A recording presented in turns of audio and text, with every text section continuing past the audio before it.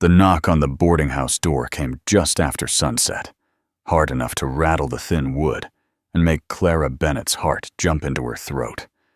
She already knew it was bad news. In a town like Red Willow, Colorado, no one knocked like that unless they were bringing trouble or collecting debt. Clara folded the last of her dresses into a small trunk before she opened the door. The decision had already been made that afternoon. The school would close. The mines had slowed. Families were leaving. There were only 5 children left in her classroom, and 5 did not justify her wages. The town council had spoken kindly, but kindness did not pay rent. When she opened the door, Mr. Abernathy from the council stood there, with his hat in his hands and regret in his eyes. "I'm sorry, Miss Bennett," he said softly. "And you have until Sunday." She nodded once. She did not cry. She did not beg. "I understand," she answered. He left quickly, as if her calm dignity made it worse. Clara closed the door and leaned against it. The boarding house hallway was quiet. The other tenants had already begun avoiding her gaze. A jobless woman in a struggling town was a reminder of how close they all were to the same fate. She had arrived in Red Willow 2 years earlier with a teaching certificate, a suitcase, and a belief that she could make a difference.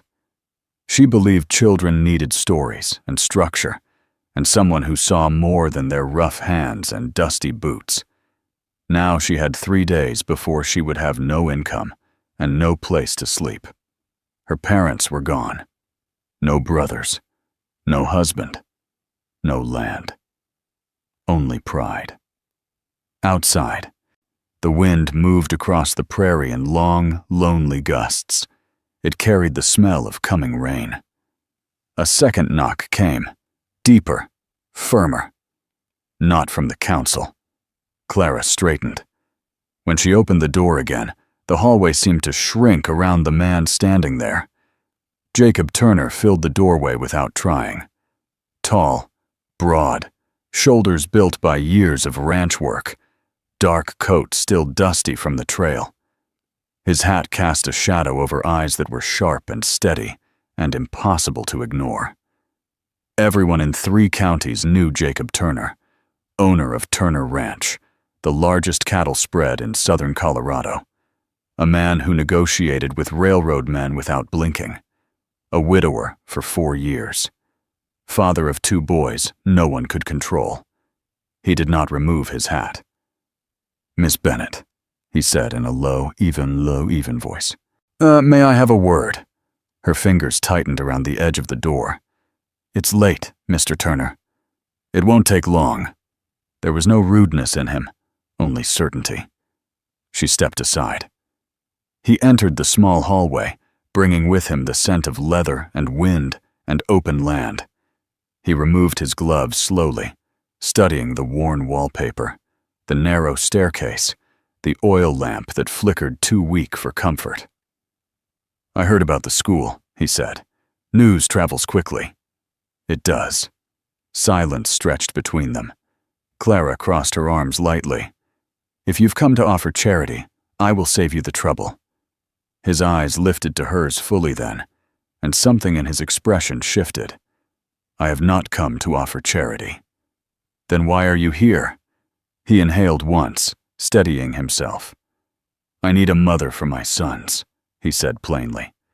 "And you need shelter." The words struck like cold water. For a moment she thought she had misunderstood. "I beg your pardon. My boys," he continued calmly. "Ethan is 9. Caleb is 7. Since their mother passed, they have grown wild, angry. They fight. They refuse instruction. They chase off every housekeeper I hire." Clara stared at him. "And that concerns me because I have watched you with the children in town," he said. "You do not scare easy. You do not raise your voice without reason. You see what is underneath their trouble. And you think I can fix your sons. I think they need someone who will not give up on them. She let out a breath that trembled despite her effort to stay steady. "You are proposing marriage," she said quietly. "Yes." Her pulse pounded in her ears. "This is not a joke." "No." "This is not romantic."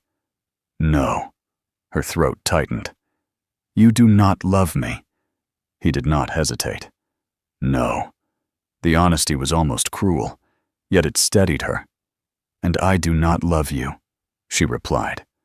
"I know." Outside, thunder rolled far across the plains. "You would have your own room," he continued. "Authority over the household, financial security, respect, my name. In return, you would guide my sons, care for them, or be their mother. You speak of marriage like a business agreement." "It is," he said simply. Clara turned away from him and looked at her trunk on the bed upstairs, half packed. 3 days. After that, she would have nowhere. Pride did not build fires. Pride did not buy bread. "And if I refuse?" she asked. "Then I wish you well," he said. "But winter will not." The words were not a threat. They were truth. She faced him again. "Why me?" "Because you stayed after school to help children who could not pay fees," he answered. "Because you mended coats without telling anyone. Because when Thomas Reed broke a window, you did not strike him. You made him help fix it." She swallowed. "You have been watching me." "I watch what matters." The rain began, sudden and hard against the roof, and her life had never included marriage proposals from powerful ranchers. She had once imagined love, soft words, shared laughter, choice.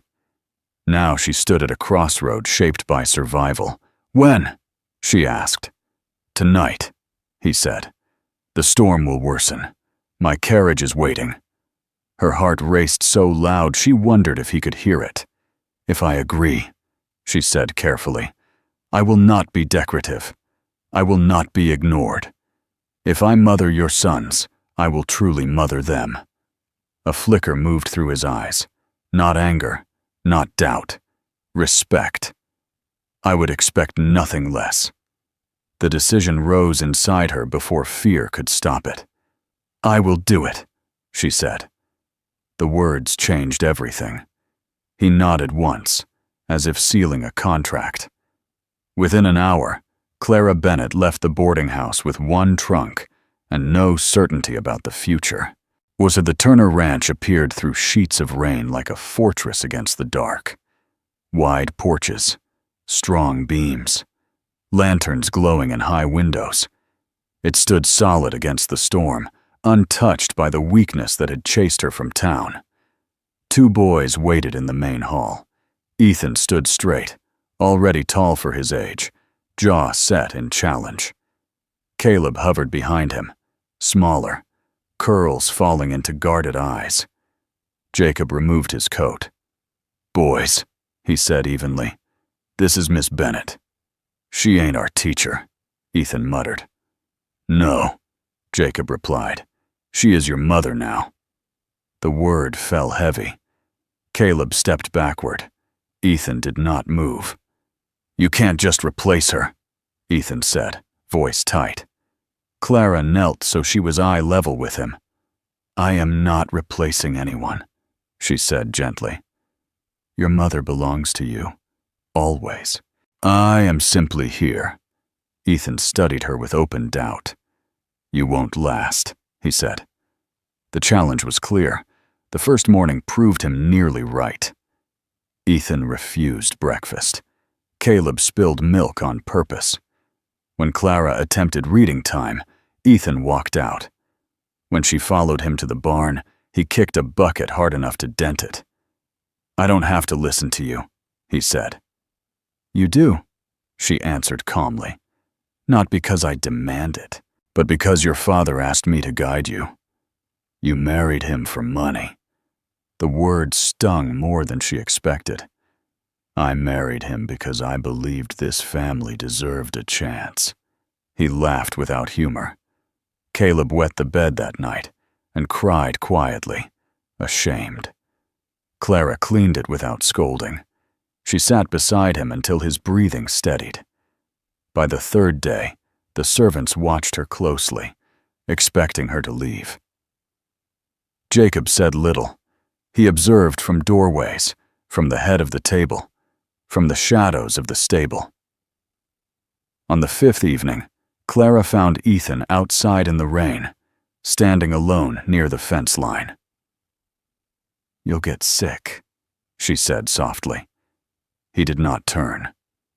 "She used to stand here," he said. "Mama, she said the land looked endless." Clara stepped beside him. "It does," she agreed. "She sang when storms came," he added. Her chest tightened. "What did she sing?"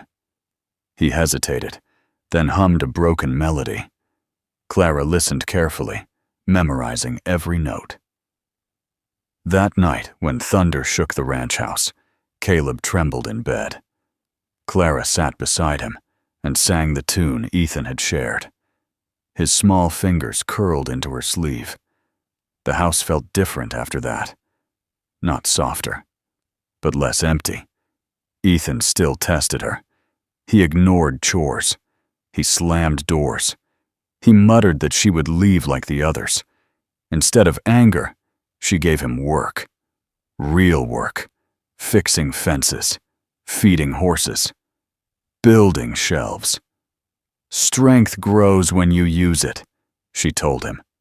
Slowly, resistance turned into effort. Jacob noticed. Weeks passed.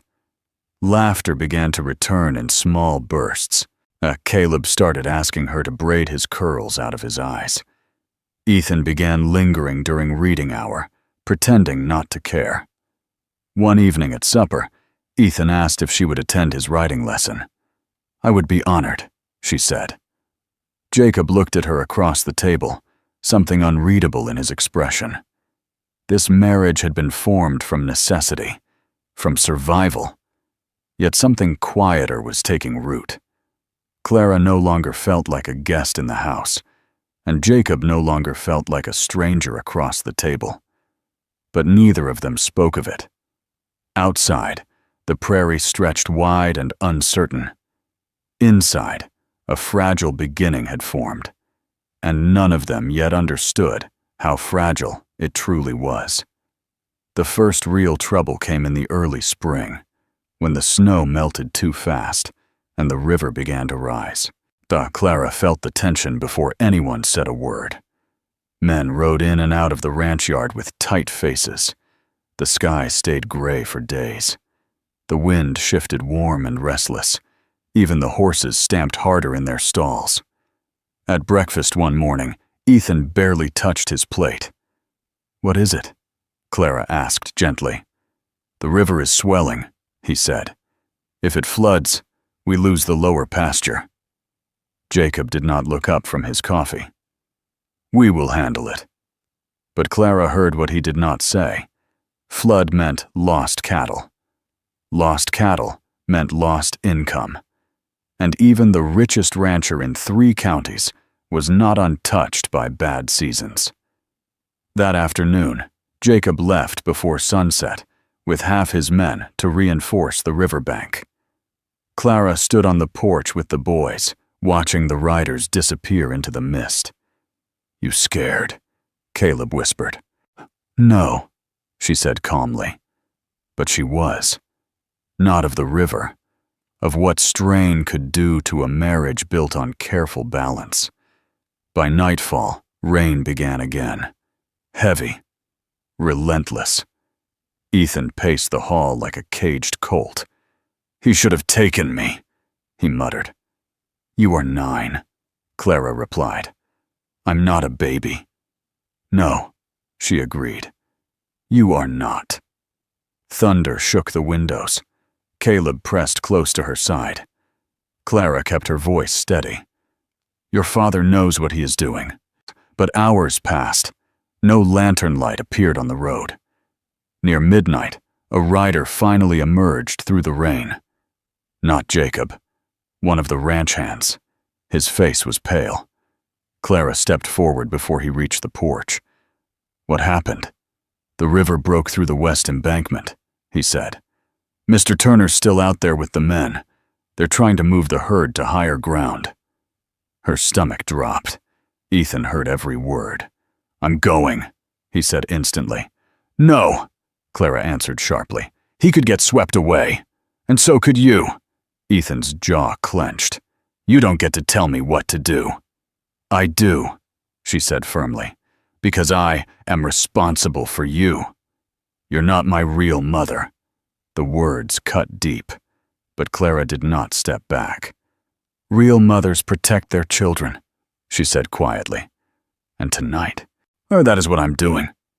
Ethan stared at her, eyes burning with anger and fear mixed together. For a moment she thought he might run anyway. Instead, he turned and slammed his bedroom door. Caleb began to cry. Clara held him close and sang the storm song again, though her own voice trembled. It was nearly dawn when Jacob returned. Mud covered his coat. His face was tight with exhaustion. But he was standing. Clara met him at the door before he could even remove his gloves.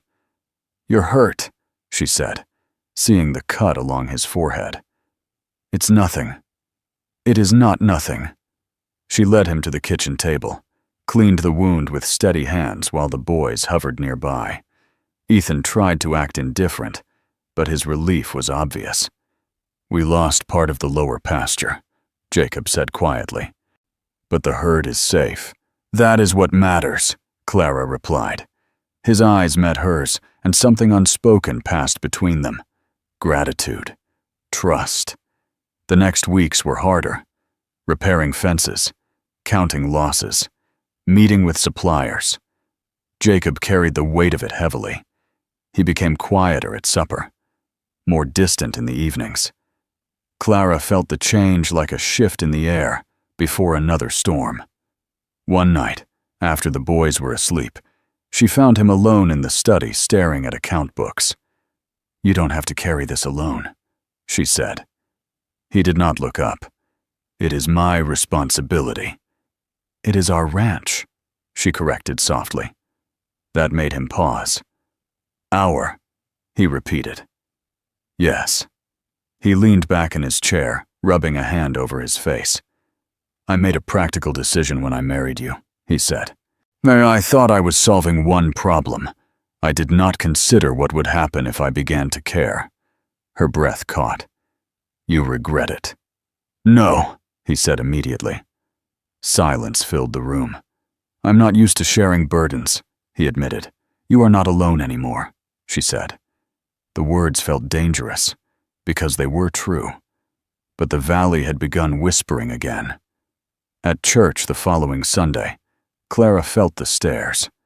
Women who once greeted her warmly now nodded with thin smiles. "She married up quickly," someone murmured just loud enough to hear. "For shelter," another replied. Clara kept her back straight. Ethan heard too. On the ride home, he was unusually quiet. That evening, he burst into the kitchen, fists clenched. "Billy Harper said you trapped Pa," he said angrily. Said you just wanted his money." Clara set down the flour she had been sifting. "And what did you say?" Ethan hesitated. "I punched him." Jacob, who had just entered, stiffened. "You what?" "He was lying," Ethan shot back. Jacob's voice turned stern. "Violence solves nothing." He insulted her. The words hung heavy. Clara looked at Ethan carefully. "You defended me," she said. His cheeks reddened. He was wrong. Jacob studied his son in silence. Then he said something Clara did not expect. "Your mother would have been proud that you stood for someone," he said quietly. "But she would also expect you to stand with control." Ethan swallowed. Clara saw it then. The shift.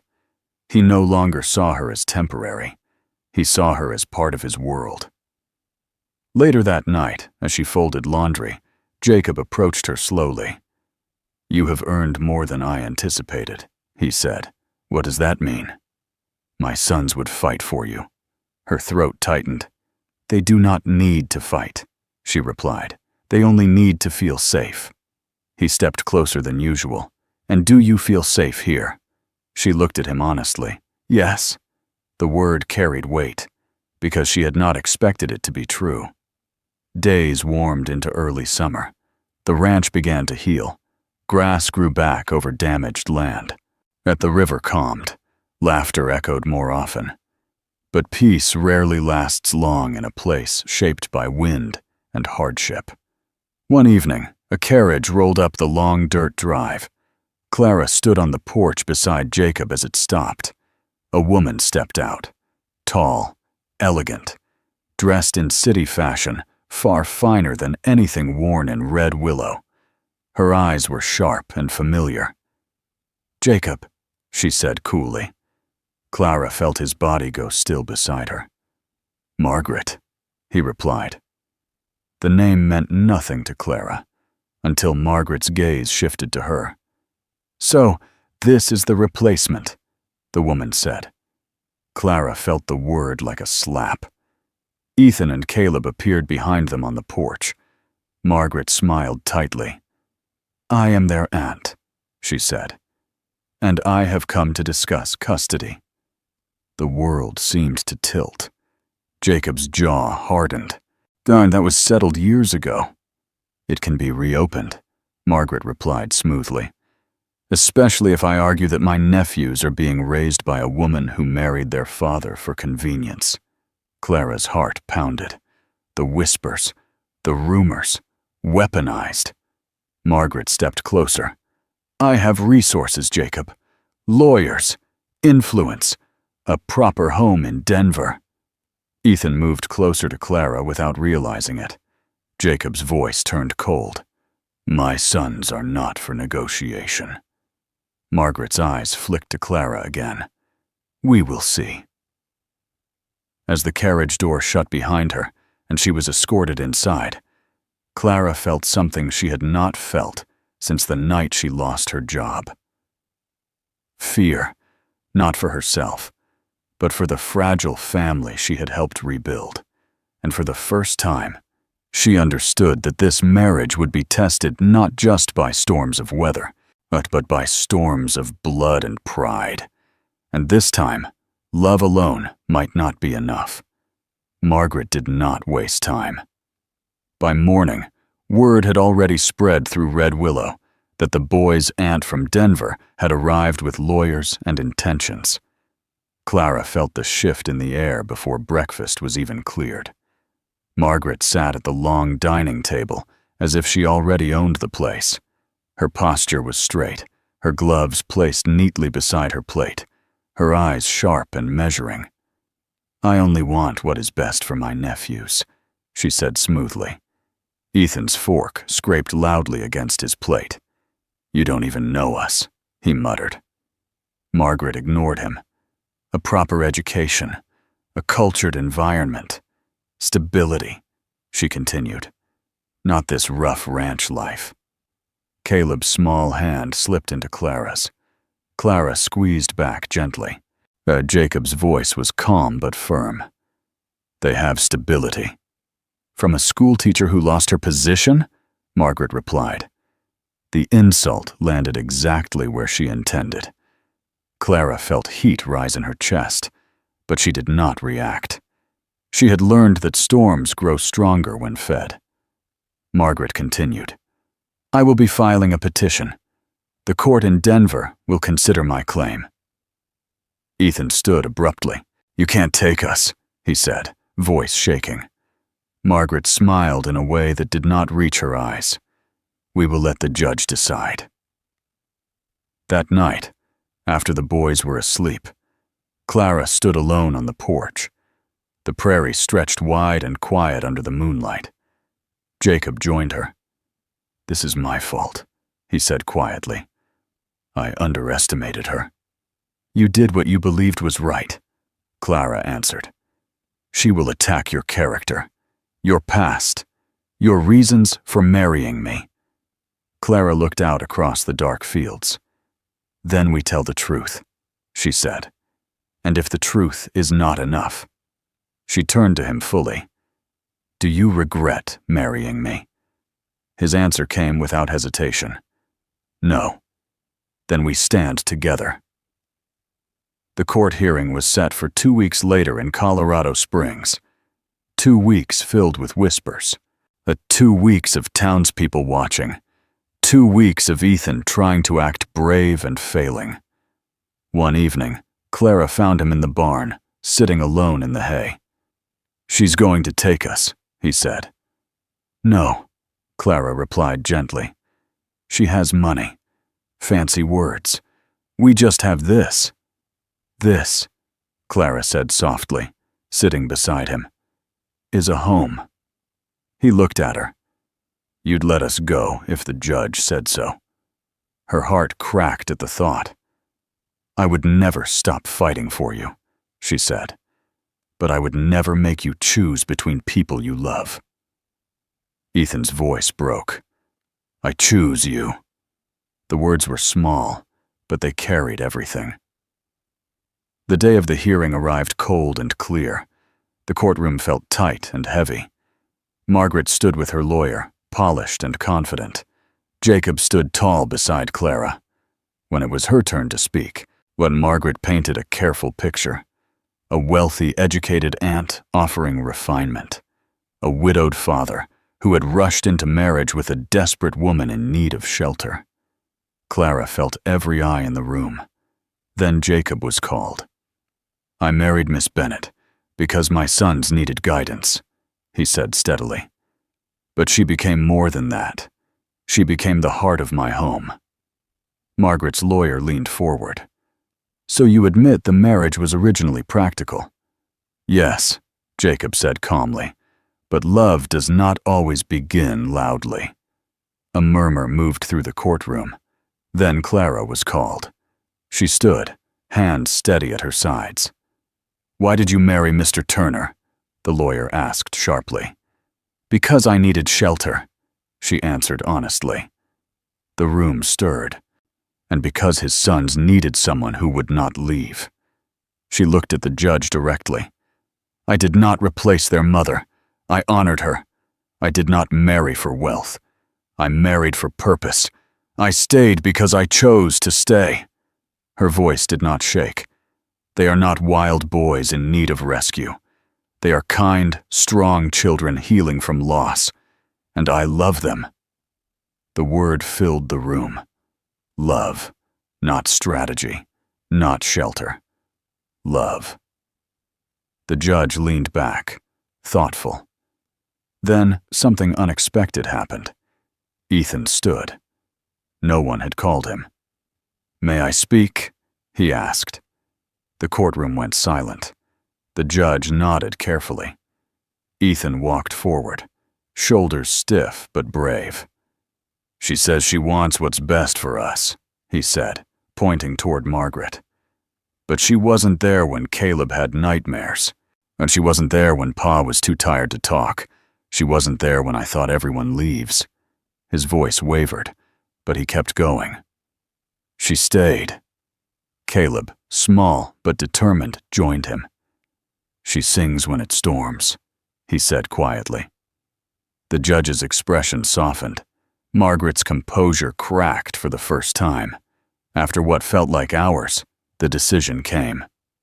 The court finds no evidence of neglect or instability, the judge said. The boys will remain with their father. A breath Clara did not know she was holding finally escaped. Margaret's face hardened. This is not over, she said sharply as she left.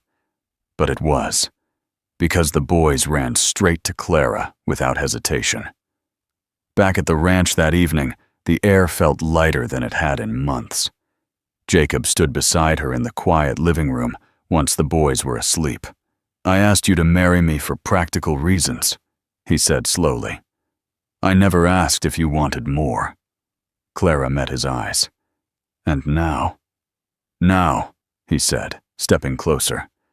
I cannot imagine this life without you. Not as an agreement. Not as convenience, but as my wife. The word carried weight it had not before. She smiled softly. For a man who claims to be practical, you are speaking like a poet. He almost laughed. I love you, he said. Simple. Clear, but no contract behind it. Her heart felt full in a way shelter alone could never provide. I love you too, she answered. When he kissed her this time, it was not careful or uncertain. It was sure. Outside, the prairie stretched endless beneath the setting sun. Inside the Turner Ranch, laughter echoed freely through halls that once held only silence. Clara had come seeking shelter. Jacob had come seeking help. What they built instead was something neither had expected. A family not formed by need alone, but strengthened by choice. And in the wide, wild land of Colorado, that was worth more than wealth, more than pride, more than protection. It was home.